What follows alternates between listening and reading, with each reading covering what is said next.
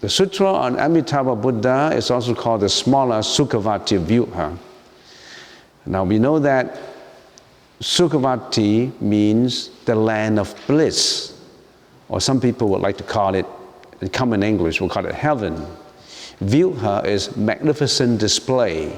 So this sutra explains have a magnificent display of heaven. Sakyamuni Buddha's teaching has many facets. It has many ways to go to enlightenment. This is one of the many ways. This is as close to the common English concept of going to heaven. But going to heaven is not just blind faith. It's not just say, I believe in heaven, I believe in God, then I can go to heaven. It's not just that. You really there's a lot of conditions. There has to be a causality of causes and effects for you to go to heaven. So this sutra explains the conditions of going to heaven. How do you qualify yourself for going to heaven? Where is heaven? How does heaven look like? How do you pave your way to go to heaven? It all contains in there. How do you practice? Not just saying it, I want to go to heaven, and that is it? No. It's not as simple as that. So this sutra contains all of that. And this is the smaller Sukhavati Vyuha. There's also the larger Sukhavati Vyuha that we explained already. Sukhavati Vyuha is a Sanskrit language. Amitabha is also a Sanskrit language. Amita means limitless light, immeasurable light. And Amitabha also has another name, Amitayus, which means limitless lifespan or longevity, immeasurable lifespan. So we also go through translators, the modern day translators from Sanskrit into English by Max Muller, and also by Kumarajiva around 400 AD, which is more than 1600 years ago. A Sanskrit scroll was found in the early 1980s, 1900, and it was translated from English too by Max Muller, a scholar, a German scholar who specialized in the study of Sanskrit, Pali, and Oriental philosophy. So we explained the literature pertaining to the land of bliss concept, the heaven concept. There's so many literature about going to heaven, but not just blind faith. You really have to practice it. There's a foundation on which you have to build before you go to heaven.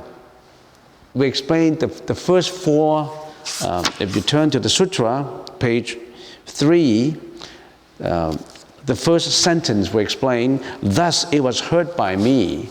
It usually begins, most sutras begin with this sentence, thus have I heard, or thus it was heard by me. Why? There are 4 questions asked by Buddha immediately before his nirvana by Alanda, and this is one of the reasons why most sutras start with that sentence. We all explained that already.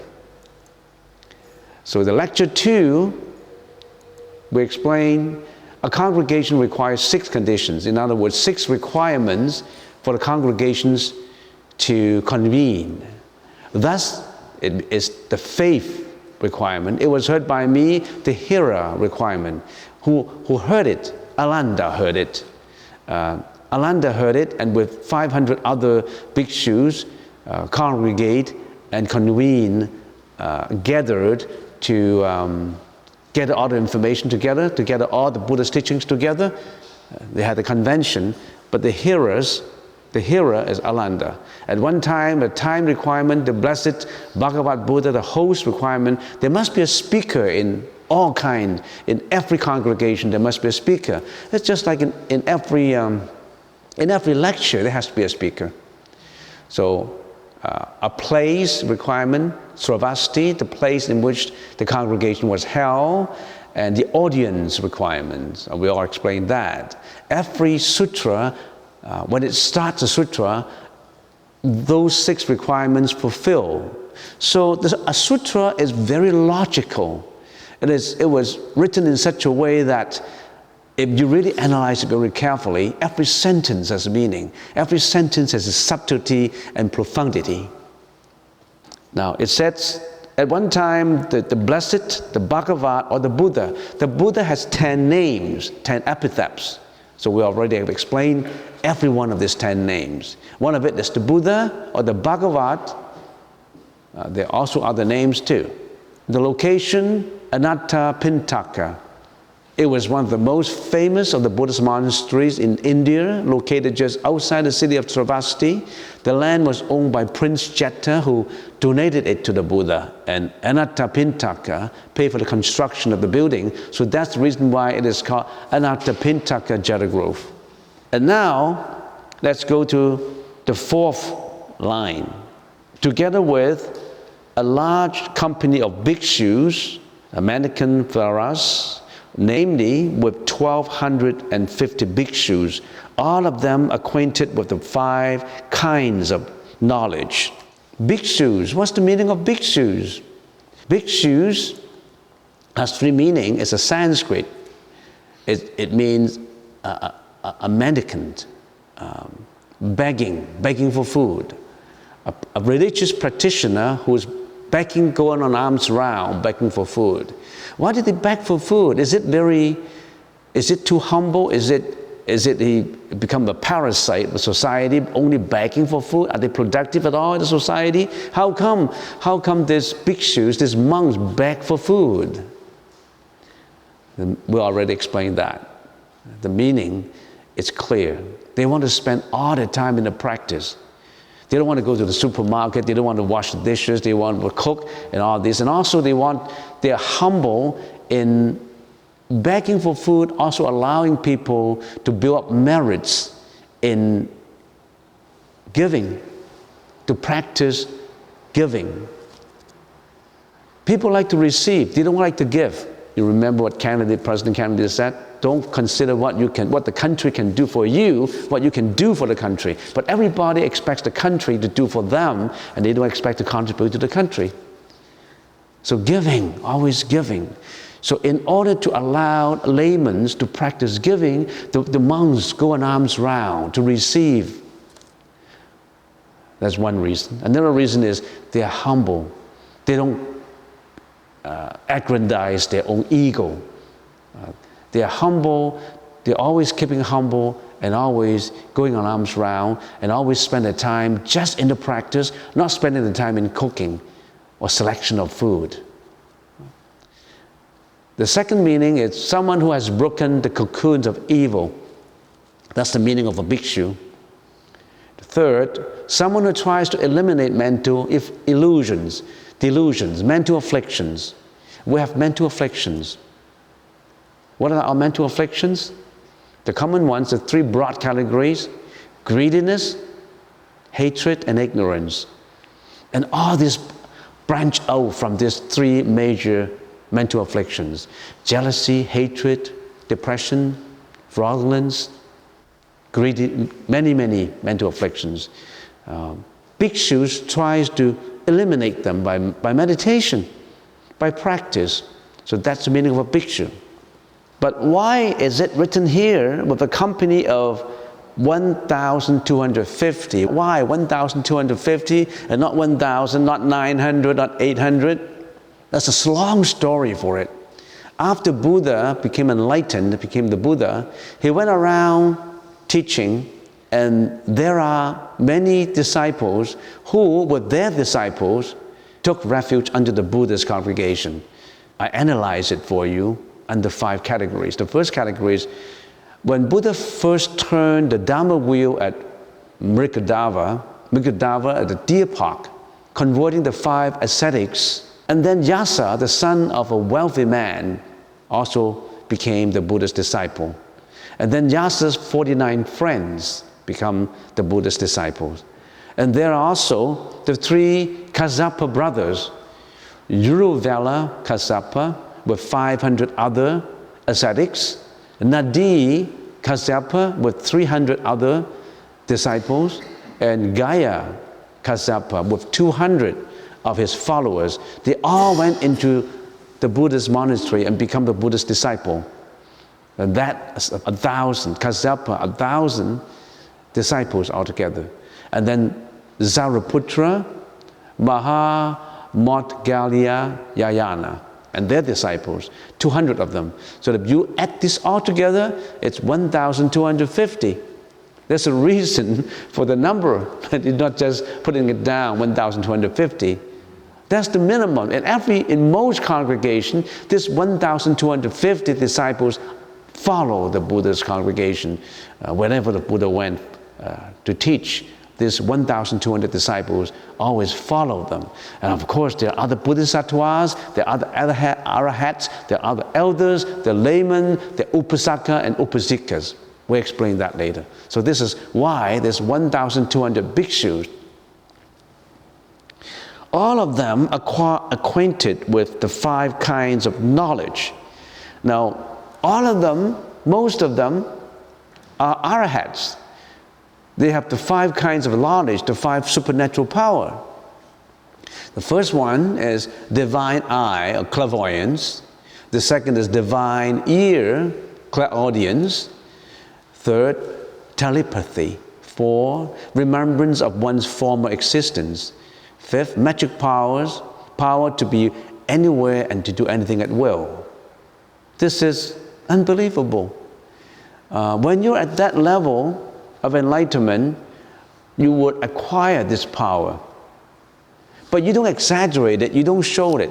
The power is within. Arhat would not say, I have the 5 kinds of knowledge, I have the power. They won't say that. They only express that when it is required, when it is, some Arhats, they may show these supernatural powers, or they may use their own supernatural powers to help you without you knowing it.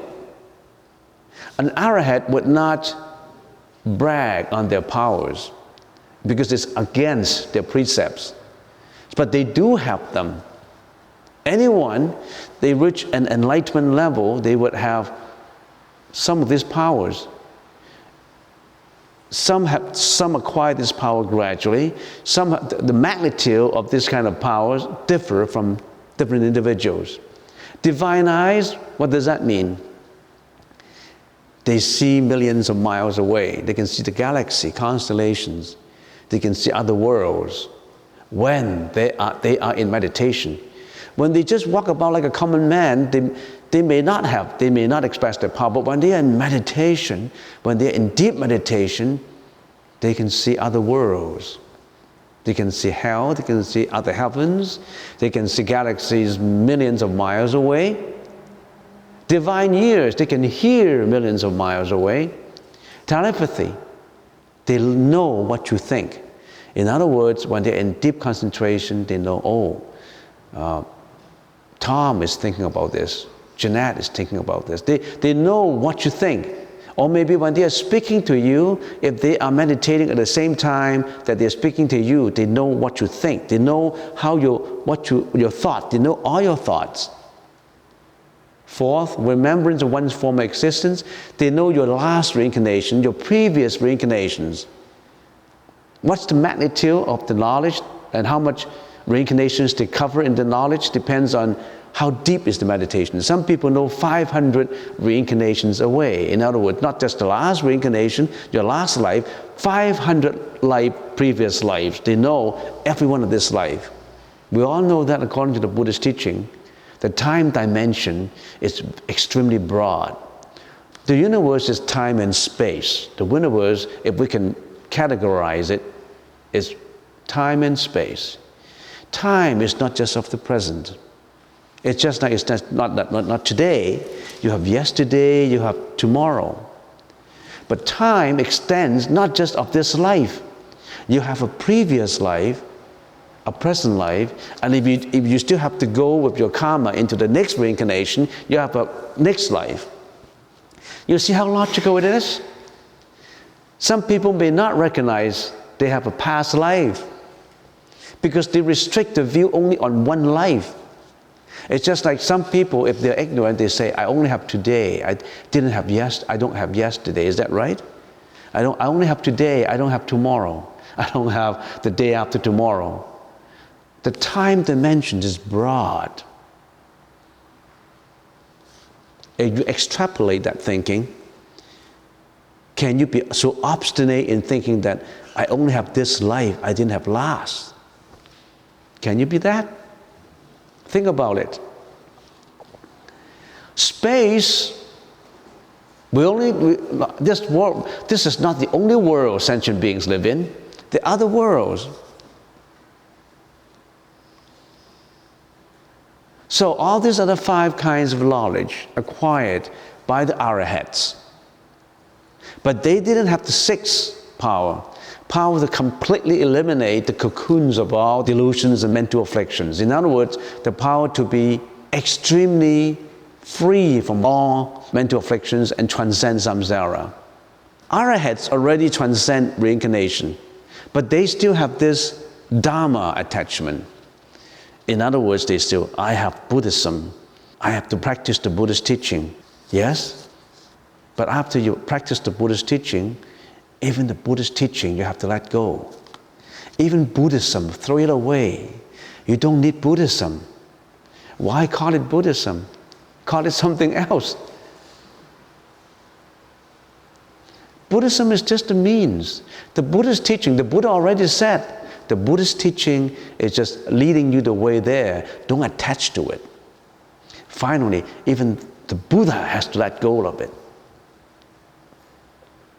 As I always give an example, you go to Victoria, you go to Nanaimo, you go onto the ship, you reach your destination, you still hang on to the ship? You got to let go of your ship. Let go of Buddhism. No Buddhism anymore. But you need it. Don't say you don't need it. Don't say you don't need that ship to going to Victoria. You still need it. But after you have to get on shore. If you attach to it, you can never get on shore. All right, that's the 5 kinds of knowledge. And then, of course, all of them are Arhats. What's the meaning of Arhat? It's a Sanskrit language. It means the most honored to receive offerings from devas and humans. What are devas? Devas are gods. So people say, does Buddhism believe in a god? There's so many gods just in this world of karma. There's 6 heavens. And in the Rupa world, there's another levels of heavens. But going to heaven, you enjoy happiness in there. But you still have to retrogress back to reincarnation after your karma is served. Except the realm of bliss of Amitabha, where there's non-retrogression. Now that you really have to learn about it as we go on. So Arhat means the most honored to receive offerings from devas and humans. Devas are gods. There's so many gods. They are sentient beings superior to us. But they still reincarnate. Second, destroyer of all delusions of views and thoughts. In other words, they already have eliminated most or all of the mental defilements. Third, no rebirth. That means no more reincarnation. You and I, we're still subject to reincarnation. After you serve this life in your body, if we take this body as a jail that we're in, or someone would call it an apartment, some people call it the jail, that locks up your ego in there. When you have to leave this apartment, you roll into the next apartment in the next life. But to the Arhat, they don't need to. No more next life. They enjoy nirvana. And some people, if they don't understand what nirvana is all about, they say, oh, I don't have a next life. Oh, then I worry about it. I should have a next life, right? I should have a next life. Do you know that in samsara, if you're going to life after life, you are suffering, we are suffering? The world is full of sufferings. Birth is suffering, aging is suffering, sickness is suffering, death is suffering. Suffering arising from beloved departure or death of beloved ones. Suffering arising from living with hated ones. Suffering arising from insatiable desire that you cannot fulfill. Suffering arising from the 5 skandhas that you really have to explain to understand it. Suffering arising from natural disasters, wars, earthquake, tsunami, epidemic diseases, crimes. Don't get reborn again. Go to nirvana, enlightenment. What is that all like? Study is similar to the realm of bliss. Study the sutra to find out what enlightenment is all about. What's after enlightenment? I still come up with questions like this, especially from teenagers. And they ask, Reverend, how good is it to be a Buddha? I don't want to be sitting in there, in a shrine, lock yourself up to be the Buddha. This is just a symbol. You have to know what happened to you after death. Are you not interested in what happened to you before and after death?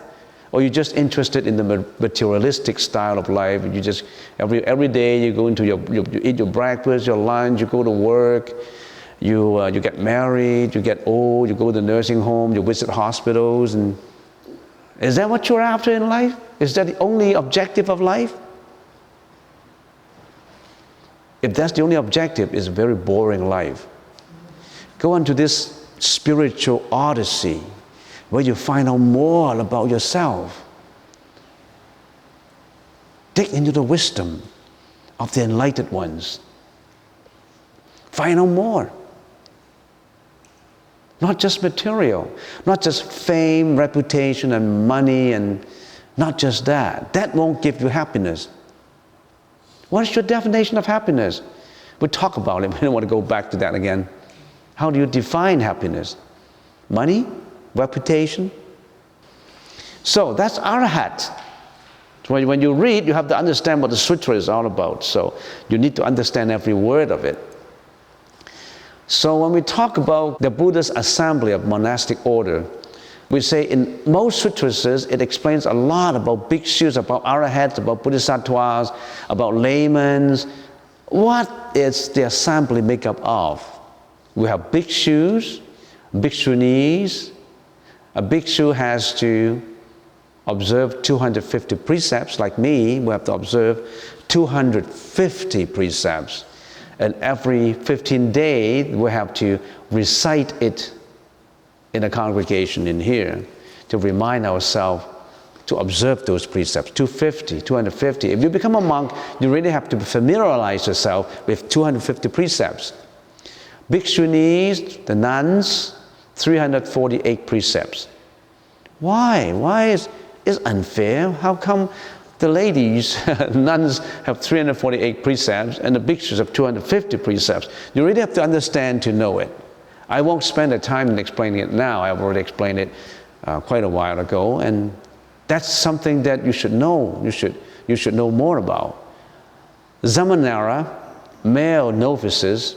In other words, before you become a bhikshu, a monk, you have to be a zamanara first. If you're a male, a novice, then you observe 10 precepts before taking the 250.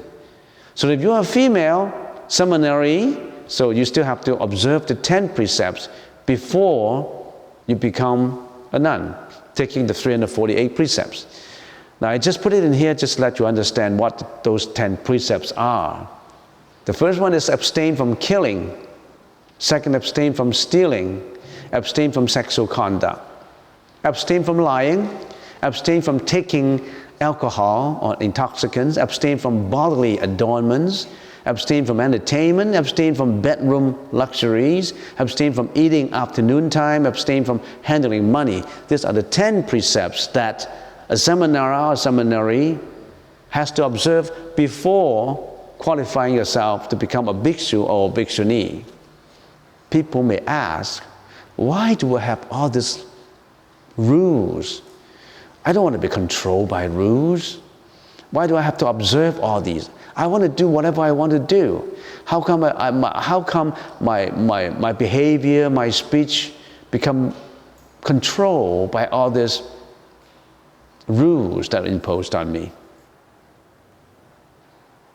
You know the problems of society? What happens if the society do not have any rules at all? You become very egoistic and selfish. So this is a foundation of precepts of morality that you must be standing on before going to heaven. Other than having bhikshu, bhikshuni, samanera, samaneri, there's still the sikhamana. What is sikhamana? Female novices before becoming bhikshuni. A samaneri has to live in a temple for 2 years.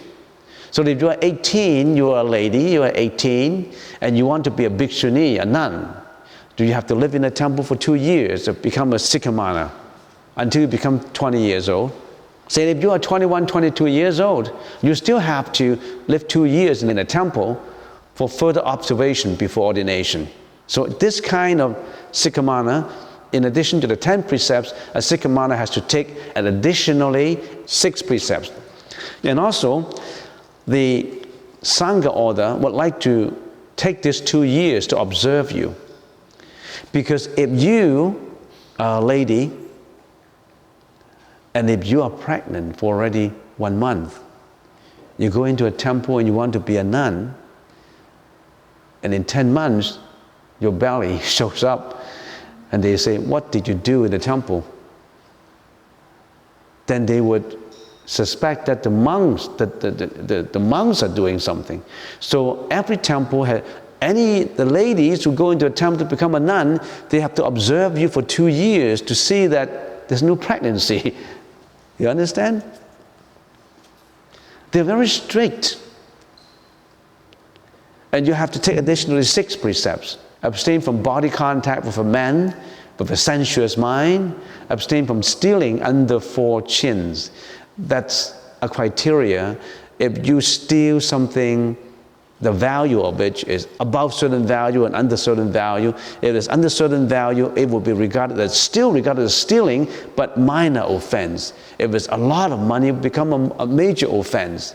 But if you take the 6 additional precepts, even if you steal something of a value below, you still have broken the precept, then you're not qualified for being a sikhamana. The 6 additional precepts are more strict than the 10 precepts. Abstain from killing animals. As far as killing is concerned, if you kill a human being, that would be a very serious, the most major offense. But if you're killing, for example, an insect, that's still regarded as killing. You're still regarded as you committed killing, but that would be a minor offense. But in this case, not even a mosquito you can kill, not even a mosquito. Abstain from minor lying, abstain from eating after noontime, abstain from drinking alcohol. All that we already have explained, so I'm not going to explain this in detail. This is just to give you more information for those who like to understand what a monastic order in a temple. We have 7 kinds of disciples. The bhikshu, bhikshuni, samanera, samaneri, sikhamana, 5. That this 5 belongs to the Sangha side. There's 2 laymen, upasaka and upasika.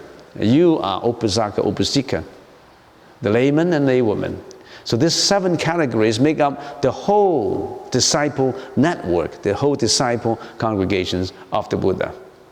So that's the reason why at the beginning of a congregation, all this gather together and they become the audience of the Buddha. 1250. Let's read down the line. All of them acquainted with the 5 kinds of knowledge, elders, great disciples, and Arhats such as Sariputra, the elder, Maha-Madhikaliyana, Maha-Kassapa, Maha-Katyayana. Only 16 significant disciples were mentioned in the sutra in here. Elder Sariputra, foremost in wisdom, famous for being very wise. Maha Madhigalyayana, foremost in supernatural powers. These are well-known disciples of the Buddha. Mahakasyapa, foremost in ascetic practice. Mahakatyayana, foremost in explaining the Dharma. Because they all appear at the beginning and in the first paragraph of the sutra. That's the reason why I brought it out to you and let you know that every one of these disciples, they were expert in something. They were the foremost in something. They are arhats already, but there are certain things that they specialize in. Mahakaustila, foremost in providing the best answers to questions. Q&A time, he gave the best answers for questions. Revada, all these are Sanskrit names. Revada, also called deceptive combination. His kata is, such body is not yours, it is deceptively combined causes. Let me explain to you Revada. The next one I will explain it in the next lecture. Revada is very special. The name Revada is a Sanskrit name. It means constellation or galaxy, constellation. He also has another name, a nickname called deceptive combination. Why constellation? Because when his parents wanted to give birth to a boy, and they requested constellation to be given a boy, and their wish was granted. That's the reason why they call the baby Revada. But Revada also has a nickname of deceptive combination. Why? There's a story, a true story behind it, according to the sutras literature, the Buddhist literature. Revada, at the age of 18, was working in a rice field. And one day he was traveling, and it was getting dark. So he went into a worn-out, a broken temple, an old temple, and he was prepared to spend the night in there, behind the altar table. And he was sleeping at nighttime behind the altar table. It's a deserted temple, a very old deserted temple.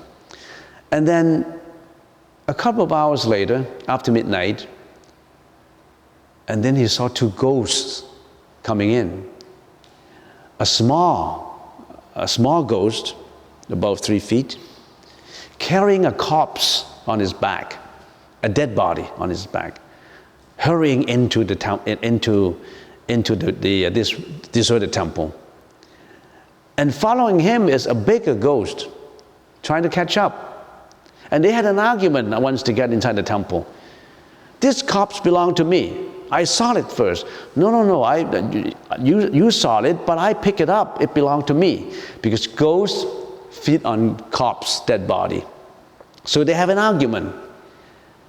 And this ghost heard some noise made by Revada. Revada behind was listening to all this. He was trembling like hell. He was really frightened. Two ghosts were arguing in the shrines. And he was behind it, and this is an ugly ghost. He was trembling, shaking. And then the big ghost said, "Come out, you be our judge. Who do you think this corpse belonged to?" He was trembling. He said, "I saw the small ghost came in first with the corpse, and then you come in later, so I think this belonged to the small ghost." The big ghost was very angry. He ripped off Revada's left hand, ripped it off immediately. But the smaller ghost was sympathetic. The smaller ghost ripped off the left hand of the dead body and stick it into Revada's body to make up for it. Because Revada lost his left hand. So that the smaller ghost ripped off the left hand of the dead body and stick it and repaired it, so to speak. And then the big ghost ripped off the right hand of Revada.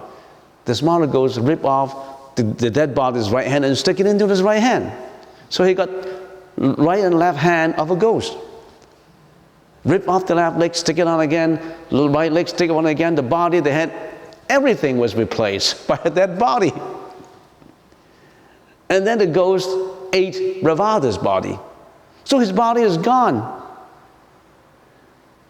In the morning, he was worrying, what kind of body? Where am I? Where is Revada? Am I Revada?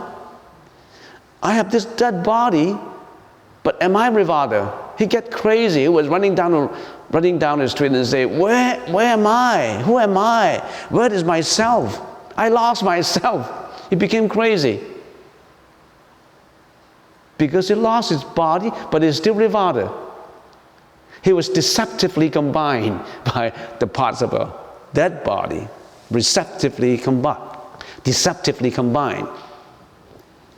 He didn't have a body anymore, but he's still Revada. He was looking for his self. Do I have a self? Do I have an ego? My body is a dead corpse body, but I am Revada.